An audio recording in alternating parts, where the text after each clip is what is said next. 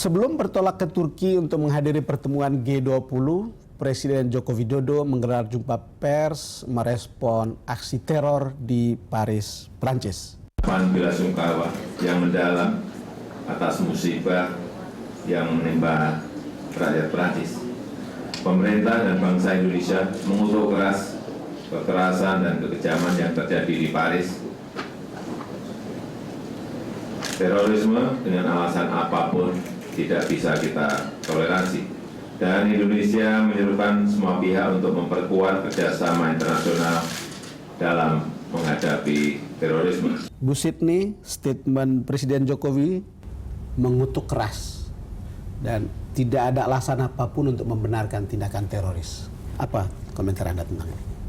Saya kira bagus statement itu, tapi yang diperlukan di Indonesia adalah langkah-langkah pemerintah yang lebih konkret. Jadi jangan mengkritik terorisme saja, jangan bilang bahwa kami tidak menerima aksi seperti itu.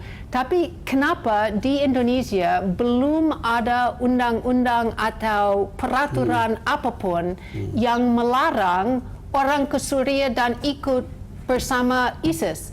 Sampai sekarang ini tidak bersifat kejahatan, dan polisi di sini tidak bisa menangkap orang karena mereka bergabung dengan ISIS. Itu mungkin satu-satunya negara di dunia yang warga negara bergabung dengan ISIS yang tidak punya alat hukum begitu. Di Malaysia, Singapura, Australia, Perancis, Inggris, Amerika, semua negara ini punya alat hukum supaya kalau warga negara mereka ikut bergabung dengan organisasi yang sudah dicap organisasi teroris oleh PBB, mereka bisa langsung ditangkap kalau mereka pulang dan juga bisa dicegah berangkat. Kalau Indonesia nggak bisa berbuat apa-apa dan semua orang yang ditangkap adalah orang di mana atau ada dokumen palsu atau mereka sudah melakukan satu kejahatan jauh sebelumnya atau ada alasan lain, tapi untuk bergabung dengan ISIS kalau menurut hukum Indonesia itu tidak masalah. Ya, statement Anda menarik perhatian saya karena kalau memang tidak ada aturan seperti itu, sementara kita kan mengalami beberapa peristiwa terorisme itu beberapa kali. Kita ingat bom Bali, bom Marriott, kedutaan Australia, dan beberapa tempat yang lain. Ya. Artinya kalau Anda lihat, mestinya dengan membuat peraturan ini, perangkat penegak hukum bisa bertindak. Ya, nah pada zaman sebelumnya, kalau pada waktu bom Australia atau bom Kuningan, bom Marriott pertama, sebetulnya ada orang yang terlatih di Mindanao, di Filipina Selatan. Betul. Itu juga tidak ada masalah secara hukum. Kalau orang kembali ke Indonesia, mereka bebas saja. Juga yang dulu ke Afghanistan untuk bergabung, tidak ada masalah. Dan Anda risau karena kemudian ini tidak ada, nanti pada satu saat orang akan balik seperti hal yang terjadi dari Mindanao maupun dari Afghanistan. Ya, nah yang saya khawatir adalah bahwa salah satu orang yang sudah masuk pasukan elit di Suriah dari Indonesia lambat laun akan kembali dan menghidupkan sel-sel yang ada di Indonesia untuk melakukan sesuatu yang dahsyat sekali. Sekarang ini kalau kita lihat kapasitas kelompok-kelompok di sini nggak begitu tinggi karena tidak ada pemimpin yang baik, tidak ada yang bisa mengorganisir. Yang menarik, kemarin setelah aksi Perancis, ada satu pesan yang disebarkan di dunia maya dari seorang Indonesia di sana yang bilang, ini pelajaran yang kita mesti dapat dari Perancis.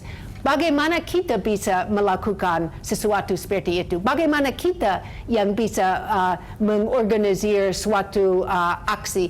Bagaimana kita bisa menjamin bahwa betul-betul dirahasiakan sampai saat akan meledak? Bu Sydney, ada pesan lewat dunia maya dari orang Indonesia dan kira-kira kita harus belajar dari peristiwa di Prancis untuk melakukan itu. Jadi ini kan menakutkan.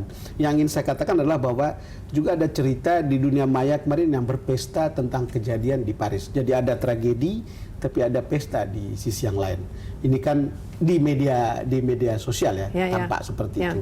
Apa yang Anda kemudian pikirkan kalau keadaannya kontradiksi seperti ini? Ya, nah, saya kira bahwa memang benar bahwa ada banyak pendukung ISIS Indonesia yang aktif di dunia maya dengan Twitter, dengan Telegram, dengan WhatsApp. Mereka sering juga berkomunikasi langsung dengan orang Indonesia yang ada di Suria. Hanya agak sulit menurut saya untuk hanya memblokir situs saja atau memblokir account karena dengan cepat sekali muncul lagi. Sydney, ini pelajaran bahwa kita tidak boleh, kalau kata yang bahasa Indonesia, meleng. Artinya tidak boleh lengah karena ada hal seperti ini, ada Paris, ada beberapa tempat, lalu kemudian kemungkinan akan ada di sekitar kita. Saya yakin bahwa kemungkinan ada dan mungkin kemungkinan meningkat sekarang ini, bahwa dengan apa yang terjadi di Paris, mungkin ya kelompok-kelompok yang ada di sini akan terinspirasi, Pak, dan dikasih motivasi baru, dan itu harus dipikirkan. Juga saya kira harus digarisbawahi bahwa sekarang ini ada banyak orang yang mengkritik Intel Perancis atau Intel Belgia, bahwa mereka tidak tahu bahwa itu akan terjadi. Dan pasti kalau ada sesuatu yang terjadi di sini, pasti akan ada kritik yang serupa. Tapi hampir mustahil, Pak, hampir mustahil untuk mencegah sesuatu yang betul-betul direncanakan. Dan sulit sekali untuk mencegah serangan seperti ini. Mungkin jalan pikiran Anda menjadi penting untuk mengatakan bahwa mestinya pemerintah harus punya undang-undang, atau kita punya undang-undang untuk mencegah orang bepergian ke luar negeri untuk bergabung dengan kegiatan sejenis ini. Dan untuk menangkap orang yang mau pulang dari Timur Tengah. Itu bukan saja itu yang akan menyelesaikan masalah, tapi antara lain itu sesuatu yang bisa dilakukan. Oke. Bu Sydney, terima kasih sudah datang ke DBS To The Point. Terima kasih. Pemirsa, demikian perbincangan saya dengan Ibu Sydney Jones dalam DBS To The Point kali ini.